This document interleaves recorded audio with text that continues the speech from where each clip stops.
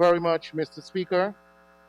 Please permit me to publicly extend my congratulations to you on your elevation to the noble chair as Speaker of the National Assembly. I have every confidence in you that you will meet and exceed the high expectations of this illustrious House of Representatives. Mr. Speaker, I rise on my maiden presentation to this House, and I'm here to represent and to give support to the National Budget 2020 presented 1 week ago by the Honorable Juan Edgil, and a budget in which we were able to put together from the government in a short time and a record time of 21 days. Mr. Speaker, I wish to say that I take this opportunity to acknowledge as well my distinguished colleagues on the other side of the House and my colleagues in the government, and to say that I look forward to us working together in the best interests of Guyana and its people. I want to say, Mr. Speaker, that in working together, we must recognize that the people out there are expecting the best of us in every possible way that we may represent them and will represent them. And I want to start my presentation this afternoon by recognizing first and foremost, we have a sacred responsibility to first of all, in our presentations, to reflect the best in terms of accuracy and to present the right context in those presentations. And throughout this debate, from the commencement of it this morning, I heard speakers from the other side criticize the budget. Nothing that could be said to be constructive. All seem to be just a mere putting together of words, and if there were any charges or charge for the misuse or misrepresentation of words, they'll all be in jail. Mr. Speaker, when we talk about accuracy, accuracy must be what it means. It must be that we understand, first of all, what is it we would like to present and whether what we present is rooted in facts or fiction. And therefore, you have a choice of either going along the right path or to go down the road of being very fictitious in the presentations as we've seen, or to mislead and to misguide. I'll start with one of my honorable colleagues on the other side who came just before the break. And Mr. Honorable Mr. Vincent Henry, I mean, for the first time in the Guyana since 2015, we have heard that the CSOs, which were fired by the APNU AFC government, that these CSOs were instead fired by the PPP civic government. I mean, that is like so appalling that one could imagine how much it took from the honorable member to actually tell a story of that sort, and to actually believe that we can sit here, or anyone on the outside listening will actually believe what was said by Mr. Henry. And then I heard another member given from the comment, trying to pick up from the Honorable Sanjeev Dattadin on this side of the House, and was talking about the Caribbean Court of Justice and what Mr. Dattadin had said. But just remember that the courts will always be our weapon against those who try to keep us out from democratic principles, norms, and what has been the convention in this country. Those who try to hijack our democracy, those who try to deprive the people of this country their will to elect a government. The CCJ and every layer in our judicial system ought to be the weapon against such actions. What did we inherit coming into government just about a month ago? We inherited a good system of mismanagement all across this country. At every sector, in every ministry, there was total mismanagement. And so, yes, honorable member, that will be good by the measurement of your own standard, the level of mismanagement that pervade our country under the APNU AFC government. Dilapidated infrastructure all across this country. We have seen dilapidated infrastructure, broken systems right across Guyana. Every single member on this side, ministers, can point to where we have seen total breakdown in systems and infrastructure right across this country. Corruption, yes, well known to APNU AFC. Massive corruption at the level of nepotism and cronyism. When you go to the ministries and across this country, it is everybody and their mother, father, cousin, sister in the public service hired by the APNU AFC government, and that is the nepotism we talk about. When you look across this country, you understand why APNU AFC was so afraid to leave government from March 2nd. That's why you understand, because you will be breaking up the family ring. And they don't want us to break up the family ring. And so, the misuse of funds, and I am no economist or financial expert, but my colleagues here have already given you examples of that and will continue during this debate to demonstrate how much our funds have been misused. Not only were they misused for the simple sake of it, but also a total, they refused to utilize or actually to follow the laws of this country in terms of how monies should be spent. The tendering process ignored, and all sorts of behavior not in keeping with what is expected based on our financial laws.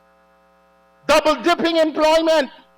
One person employed at 2 places and 3 places and 4 places. They hold on to their jobs as if they have a God-given right to be employed in 2 and 3 places across the government and the public service. This is what is horrible about the APNU AFC practice and the pervasive lawlessness. Complete disrespect for the Constitution. My friend, my honorable colleague, Mr. Dattadin, couldn't put it much better in describing what happened over the last few months in this country, and in fact, from the 2018, December 21st, no confidence motion.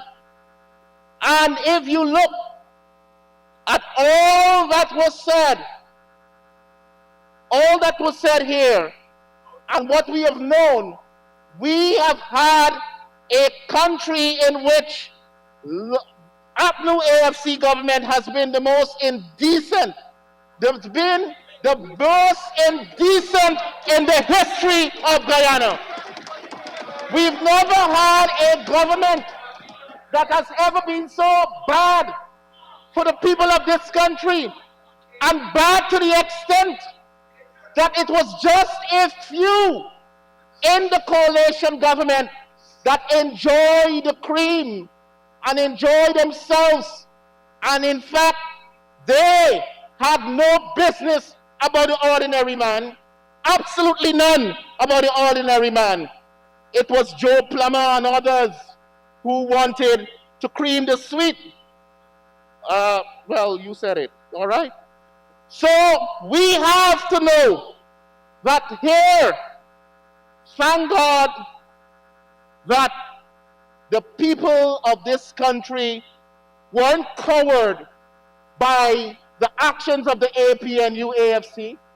From the inception of the court actions about whether 33 versus 34 is higher and greater and lower, to whether people from overseas flew in on election day and voted or not, or whether you had an impersonation of a dead man voting, the people of this country stood up against all of those manufactured claims about electoral fraud.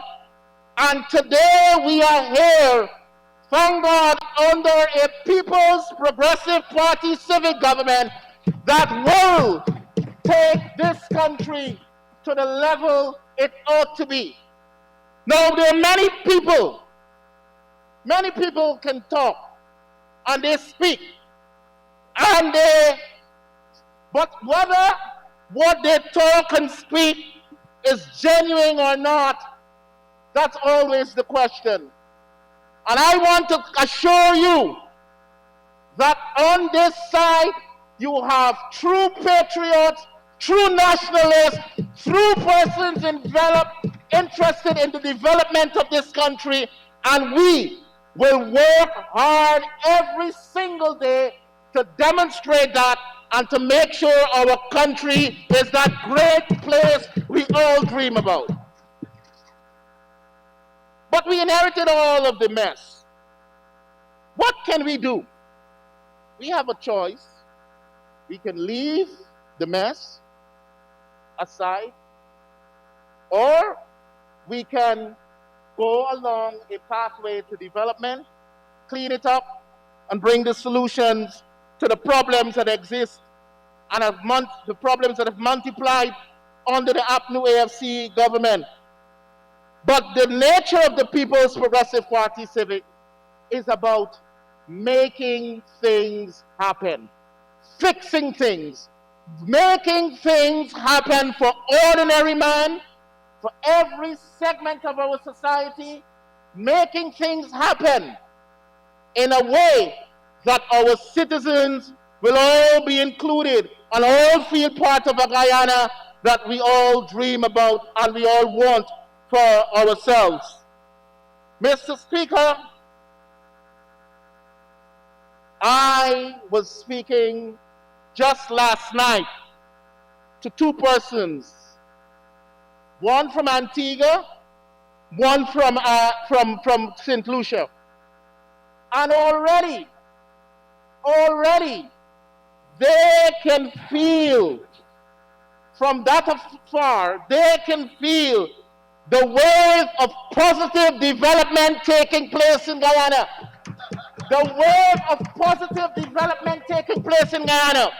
Could you imagine in this short time, a budget put together, an emergency budget, albeit it's for 4 months, put together that will allow our country to change its course and will go along the lane of making sure that our people develop and that we give a chance to the development and we relieve people who are going through all of this suffering and punishment not only because of COVID-19, but because of APNU and the AFC that brought on their backs of the people in this country. Mr. Speaker, the hampers and the distributions of relief packages to our citizens in Guyana. I heard members on the other side frowning on the fact that people are getting hampers and people are getting $25,000 cash grants to every home. And you wonder, where do these people live? And I mean those who are speaking about this, criticizing this. Where do you live? To know that just a few short months ago, you did nothing, absolutely nothing for the people of this country. It was all about many of your colleagues trying with a hustle to make sure that when they come out, they will have enough money in their pockets with the Tiwaris and the Haris and whatever they are. And you did nothing, but you criticized an effort, by the way, commended by hundreds of people across this country. As we took the cameras around and we speak to people, we get the phone calls and the messages. Totally appreciative of the effort. And this is just the beginning. It is just the beginning. Just the beginning. And as my colleague is reminding me, it is not the oil money as yet. So look forward to greater things to come. You will understand what it means to be able to work in the interest of the people of the country. So you say the budget is pro-private sector friendly. Yes, the budget is private sector friendly. The budget is pensioner friendly. She's commending it. All right? The budget is also, as Mr. Brian here commends the budget, it is friendly to him, a man from Melanie Dalmachana. Melissa, and so is Julius as well. It's friendly to Julius. And so Ms. Sutton, the budget is friendly to her. She commends the measures. And then we have Mr. Mango, who commends the efforts of the budget. Friendly to him as well. Then we have a nurse, a registered nurse, friendly to her. She finds favor with the budget measures. We have Ms. Wong, who finds favor with the budget measures. We have Richard, who finds favor with the budget member. None of them from the private sector. You see any private sector person here? None of them from the private sector. I'm happy you're comparing. Right? And I can go on and on and on if it wasn't for time. I can show you hundreds of persons who are in favor of the budget measures. And I want you to understand that if indeed, as you claim, you have an interest in developing the people in this country, in contributing to their growth and development as a whole, and you want to work with the government, then you have to be able to match your words with actions. You have to stop misusing words and allowing yourselves to be misguided. You have to stop it, because it is not the way you develop a country. It is not the way you take your people out of poverty. You have to say that the measures are as good as they are. That's what you have to say. And you must go and take the 25,000 and you must take the hamper. But we will work with you to bring better benefits. That is what you have to do if you are totally serious about making a contribution to this country. And it is time that we just stop all of this talking for the sake of it, and we do nothing that is demonstrative of a serious effort to make our people better. It is not a lumpy and pumpy circus, for God's sake. So we must not get into that kind of scenario. This is Parliament.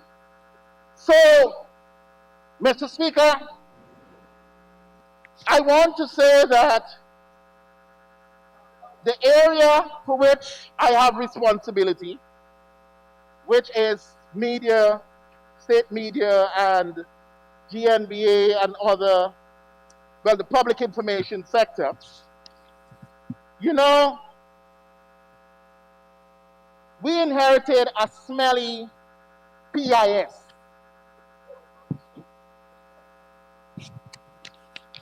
We inherited a smelly PIS, the public information sector. But I would like to thank the people of this country for their faith they demonstrated in us, that we could change it from what it is, and we could make it something that is truly for the people of this country. And so, when this sector was inherited, we found a number of problems. When you examine what was taking place, you had a situation where you have total demoralization. The morale within these entities, these agencies, low, at its absolute low. You check at the equipment in these places, virtually non-existent. When you check to see what was going on, it was all about filling up the places with a whole lot of people, paying them the salaries, filling it up and paying salaries, but no interest in their actual welfare and the work that has to be done. You found even a TriCaster not even working. The news would collapse at any time. You can't find, and there's one thing I would love to mention here, but for security reasons I wouldn't mention it.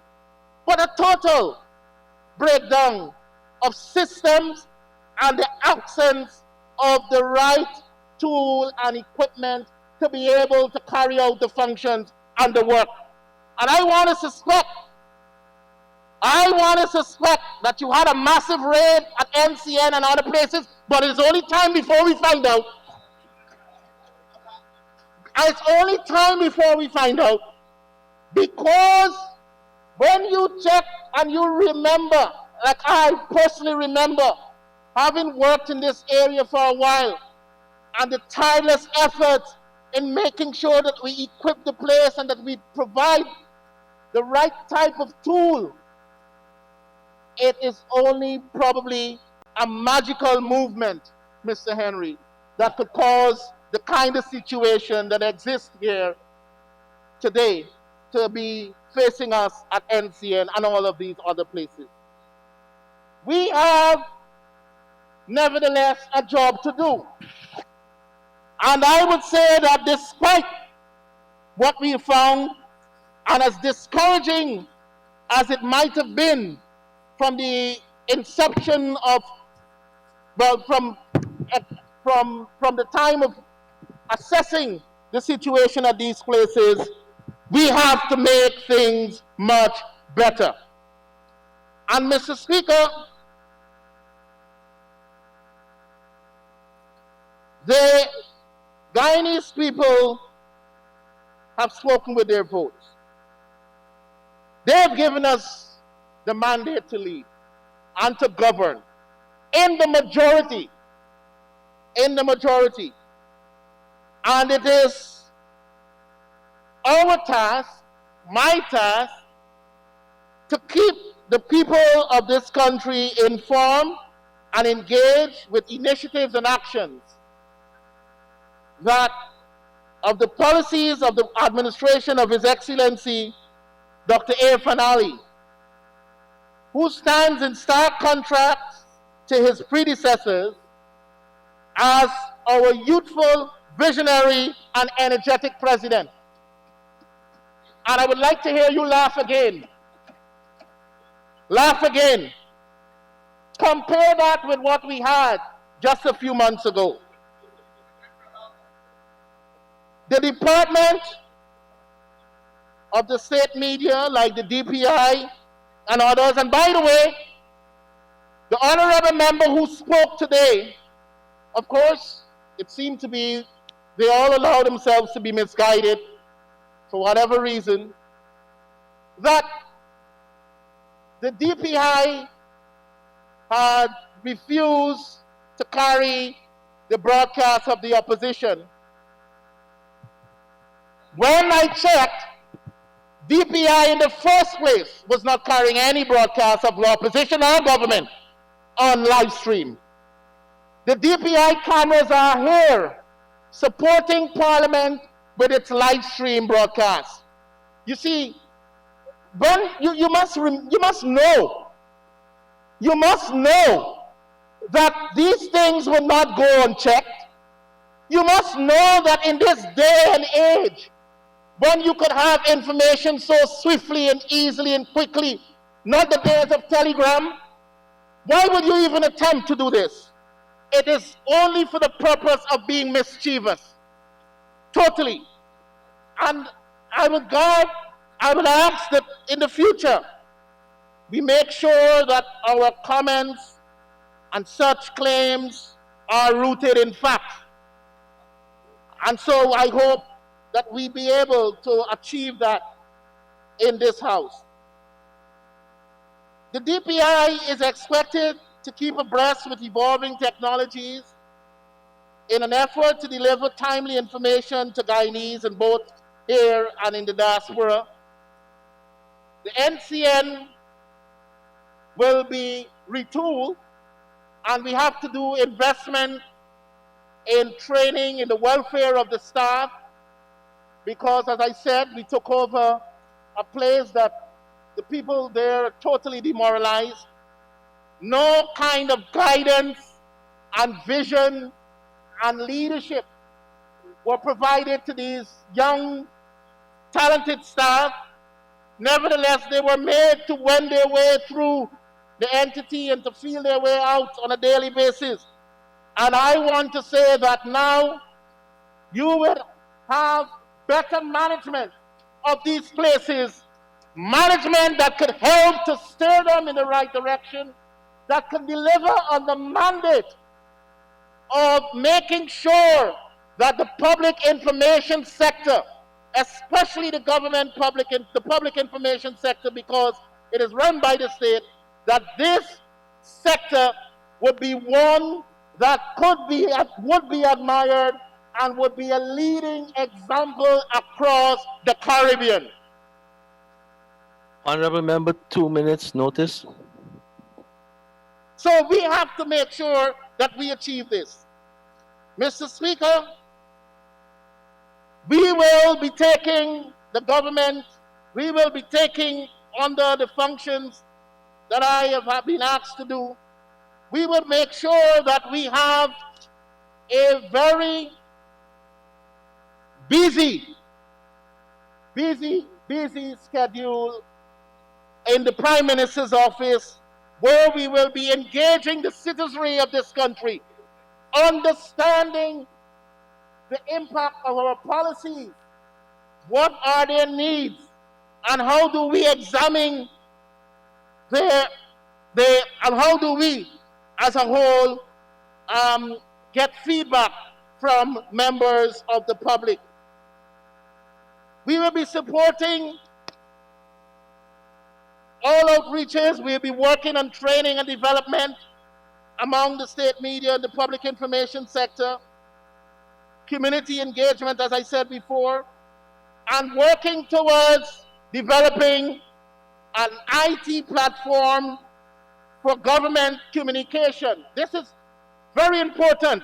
I know, honorable member, you don't, the word training to you is like an offense, but offended, right? But yes, we will pay a lot of attention to training. You can't talk about developing human resources and without training them, preparing them for the new world, preparing them. Every day you have new techniques being used in IT and social media and all sphere, in every area of the world, every sector. New techniques. You got to understand that you have to constantly upgrade people by giving them training, Honorable Member Ferguson. You have to constantly upgrade them. Media development, broadcast modernization. Those are all areas that we will be focused on. And we will make sure that people benefit in such a way that they will be able to contribute significantly to our national development, because that is what we are all about, and that's why we're here.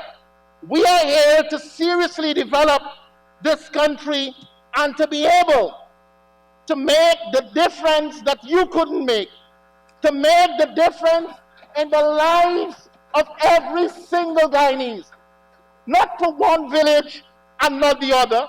And when you look at the measures in the budget, $25,000 will be coming to the home of every single Guyanese, including your home. Including your home. I already have a form signed that I will not be collecting any 25,000. So you could follow the standard, if you wish. So I am saying that we will have, when we put the 15,000 school grant, because we care grant for every school child in the public school, whose children are those? It's not PPP children versus ACNU children. It is the children of Guyana. When we take off VAT from electricity and water, it is not VAT taken away, that measure given to people in Crabrook Creek and the people in Linden don't get it. It's not given to the people in Alexander Village and the people in West Ramville don't get it. It goes to every single Guyanese. And that is how we govern. We govern in a way that is, first of all, transparent and accountable. And I know many of you will cringe on that side. You don't like to hear those words. You don't like to hear them.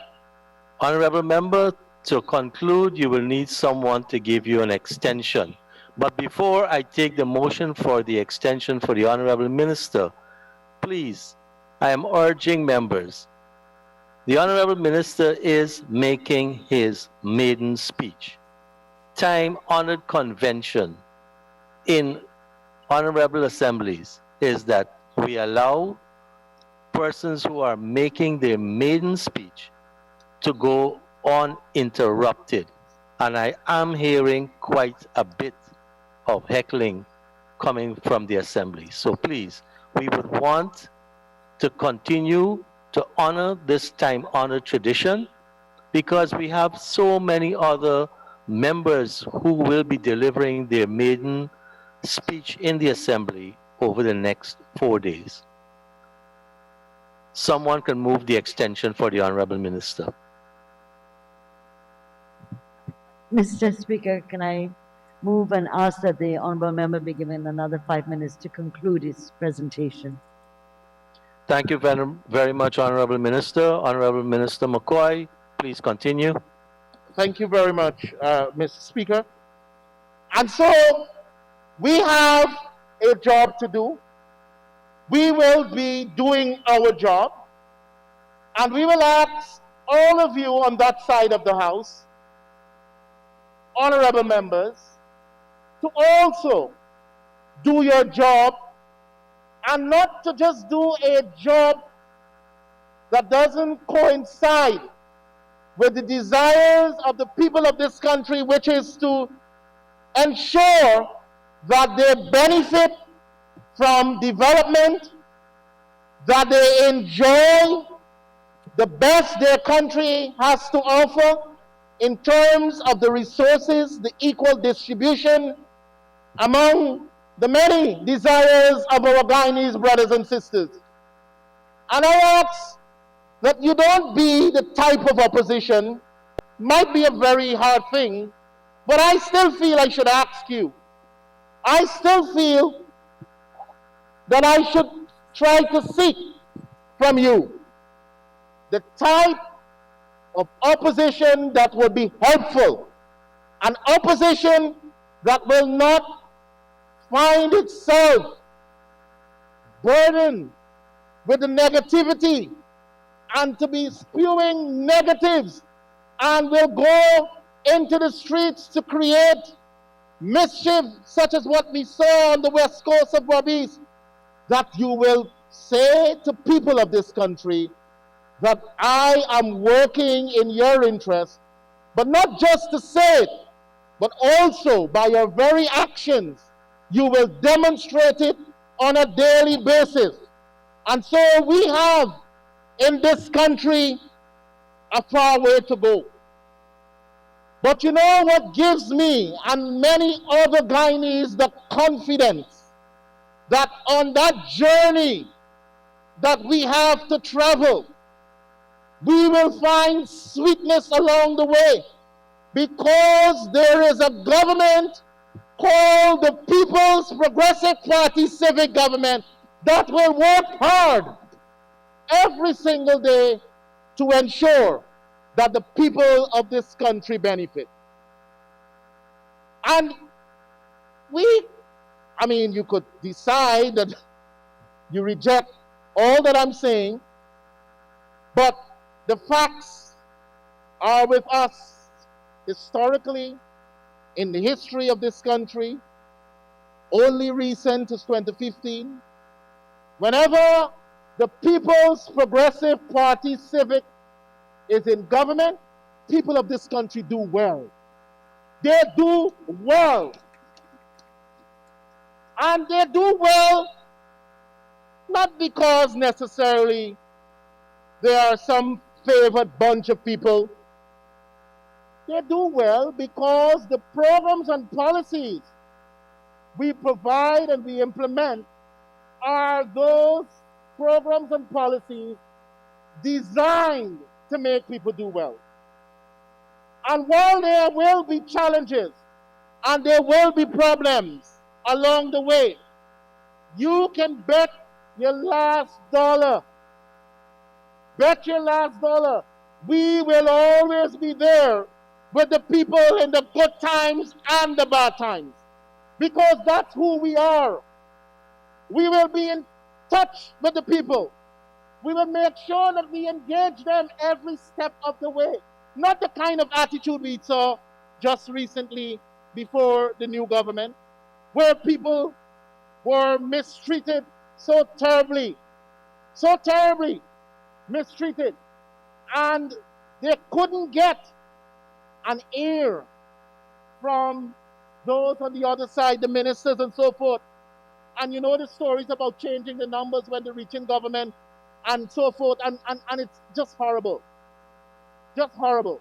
So we need to recognize that this budget, put together in the shortest possible time, caters for every Guyanese, measures to assist those who are affected with the situation of COVID-19, measures to assist our farmers, measures to assist the vulnerable and the elderly, measures to assist our children, measures to assist our brothers and sisters from the hinterland, measures to assist teachers and nurses and everyone. And so this afternoon, once again, I commend this budget 2020 to the National Assembly and to say that you can look forward to great things in the remainder of this year and as we move forward into 2021. Thank you very much.